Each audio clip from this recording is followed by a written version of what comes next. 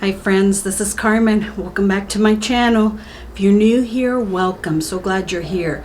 My channel is all about succulents and cacti on a balcony setting and houseplants inside an apartment. So if that's something that interests you and you want to learn some more about, please do hit that subscription button and the notification bell so you don't miss any of my videos. Now today we're out on the balcony. We're not repotting anything, but I am going to show you how to make a moss pole.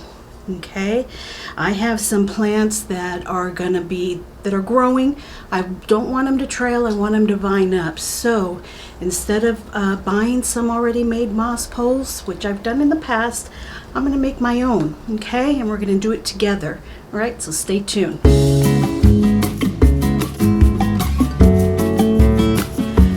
Okay, so I have purchased moss poles in the past on Amazon, but recently when I repotted a Pothos, it had a moss pole in it that it had for quite a while, a couple of years, and it was the kind that had the netting around the sphagnum, and then it was held all together with a wire or steel type of bar. And I found that wire or bar really corroded inside of the soil and it looked really bad. So I got worried about what types of chemicals and things it was leaving inside my soil for the Pothos. At that point I decided I'm not going to use any more that has any type of metal in the moss pole. As a matter of fact, I'm going to try and go as organic as possible, and I'm going to try and make my own. So I am a big lover of bamboo. I have a bamboo divider out here on my balcony, and I try to incorporate it wherever I can. So I found some bamboo sticks on Amazon. These are 2 feet long, and they do have a little hole in them there. And I got a pack of 25 on Amazon for $17. I probably didn't need 25, but I'm gonna have some because since they're only 2 feet long, figured at some point maybe I want to add another one. I could zip tie them together and make a longer moss pole, or I can give some away to maybe I know my mom would probably love some. So at $25 or 25 to a pack for $17, I thought that was a pretty good deal. So then I bought some moss. I have it right here. It's all wet and in a big tub. I'll show you the picture here of how it came in a big cube. It was all dry, and I believe it was about a 1 pound cube. That was $19. Again, it was more than I needed, but I wanted enough to make the moss poles, enough to do any type of propagation that I needed to do, and just to have some on hand. Okay, and I do have this tub that I got at the dollar store, 99-cent store here. I got it at the dollar store. I just put the cube in there, and I put it was about a gallon of water that I put in, and then just started tearing it apart. The last thing I got was this twine. This is just some regular gardening twine. I happened to find this one at Lowe's. I think it was like $3.50, $4 maybe. It's a lot. Again, more than I needed, but I'll definitely have some to spare. And this is going to be used to hold the moss onto the pole, but also I don't have any of the Velcro ties to hold the plant to the moss pole, so I think I'll go with this and hold it with this. You know, it's just as good, and something that I already have on hand instead of buying another product. Okay, so let me turn the camera down and we'll get started on creating one. Okay, so I've got my sphagnum moss here, my bamboo stick, some twine, and the scissors. Okay, now I selected sphagnum moss because I simply like the organic look of it, but you can certainly buy some coco coir liner and roll that on here, and that'll work just as well. This is just a personal choice of, you know, I like sphagnum moss, the look of it. And for this, you can control how thick you want the moss to go on. Now, I made a couple of these to kind of practice a little bit beforehand, and I made them a little chunky. A little bit of, well, a lot of sphagnum moss. I made them a little chunky, but I put them on my Pothos and my baby Monstera. I'll show you some pictures here of them. So they're a little thick, but I like it that way. For this one, this is going to go on to, I planned for it to go on to a Philodendron Micans that's really starting to trail.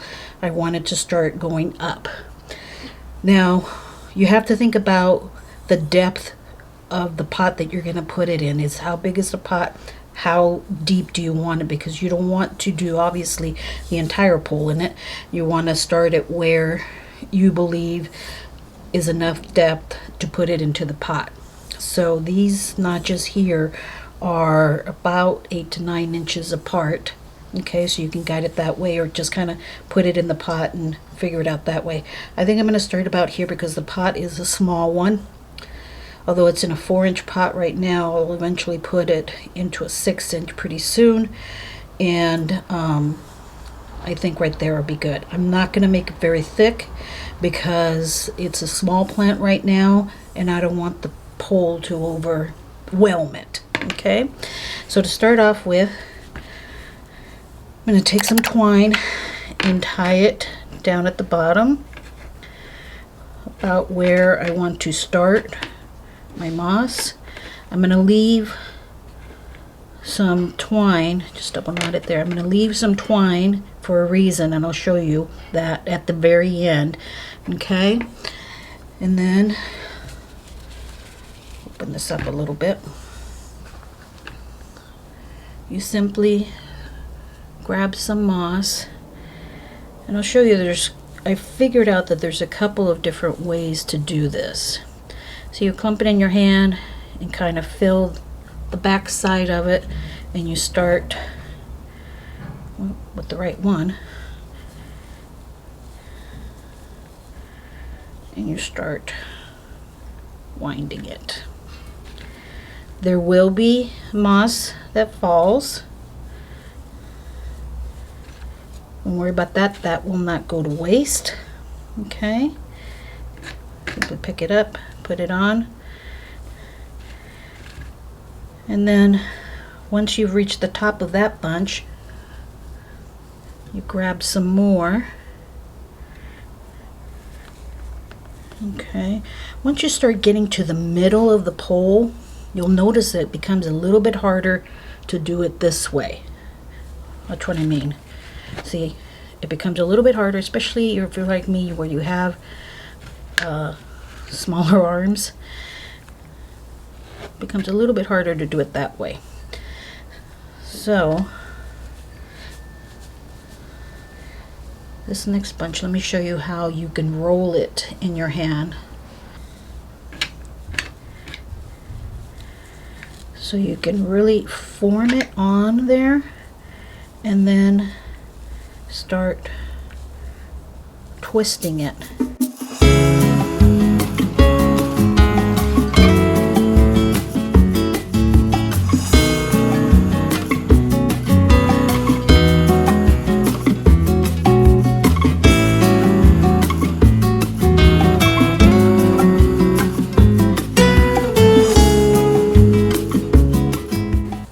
You don't necessarily have to cover the very, very top, but right here is where you can start going back down.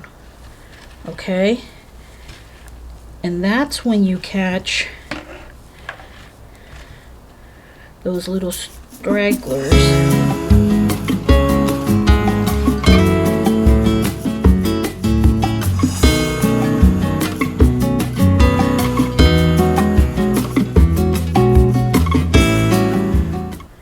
And that piece that you had when you first tied it, you're going to tie it now again. we'll cut off any excess. Double tie it, purple if you want to.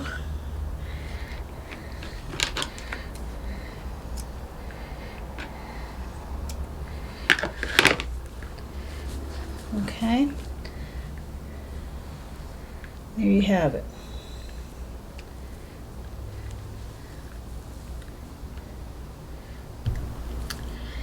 Okay, so here is the Philodendron Micans that I want to start training this pole. I had a little chopstick that it was on, and it just wouldn't stay on there anymore. Okay, so I'll save the chopstick for something else. So this pole is a little bit big for this 4-inch pot. So I found this 6-inch plastic one that's going to work just fine.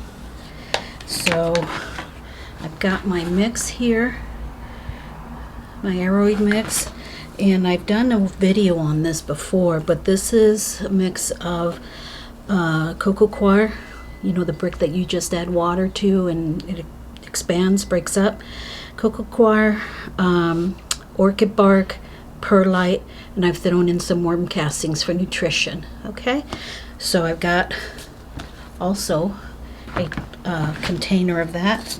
These containers are pretty handy. I think I'm going to get some more to keep stuff in out here because, you know, I don't like leaving soil that's mixed out in the open because that just invites bugs. So let me empty this. This is small, although the plant itself is growing a lot. The root system is still small, so be very careful with it. It's already getting tangled. See how it's grown? This has grown. It was probably up to here where my thumb is when I potted it, and it's grown a good 6-7 inches since.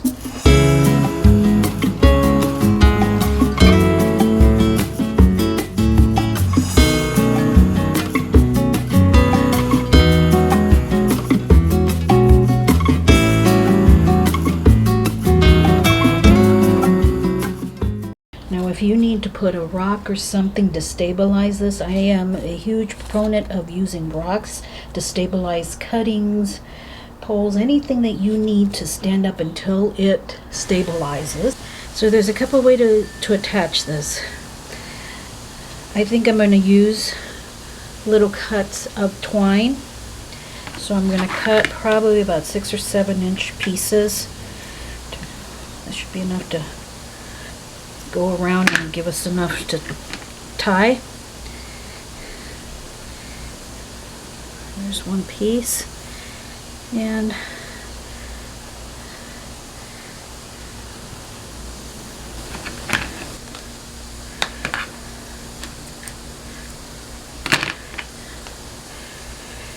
the other thing you can use if you don't want to use twine is the Velcro tape kind. Or you can use the greening pins where they're pins and you can just pin it on there. It grows up. You can tie it. This pot and moss pole will fit this particular micans for quite a while. I can put it in a cash pole, 6-inch cash pole. I did notice that when it was in the terracotta pot, it was drying out a lot quicker, so I think with new soil and this pot would do great. Okay, so we're inside now, and I have it placed here. It's actually the next day because I was running out of light, and this is the morning time the next day. So the pole is a little bit drier now. But I have it here on my table, east-facing window, and I just wanted to let you know as far as how to remoisten these. You can mist them when you're misting your plants, or if you just want to mist the pole, that will remoisten the pole. Or when you're watering your plants, just pour some water over the top slowly so it gives the water time to be sucked up by the moss, and that's how you can remoisten it. Or you can leave it like this and you know, leave it dry if you want. It's up to you. So it'll do well here. Right now it looks a little bit bigger than for the plant than it needs to be, but that's okay. At the rate that this plant grows, it'll catch up very soon. Now I do have my Rhaphidophora tetrasperma down here. That's going to be the next one that I do a poll for, but let me get her up here. This 6-inch pot that she's in right now, I think is a little bit small for her, so I am looking for a little bit bigger pot to be able to fit the pole and give her room to grow also. So I'm going to be headed to Ross, actually tomorrow, and looking for a pot for her. So you know I'm going to have a haul video on that. And if you want to check out my Ross and TJ Maxx planter and pot shopping video, you can check that out right up here. That all happened before the lockdown, okay? So you can check that out up there. Thanks so much, friends. I appreciate your visiting with me today. If you enjoyed this video, please do consider subscribing and like the video. That helps me out so much. Hope you enjoyed it. Have a blessed day.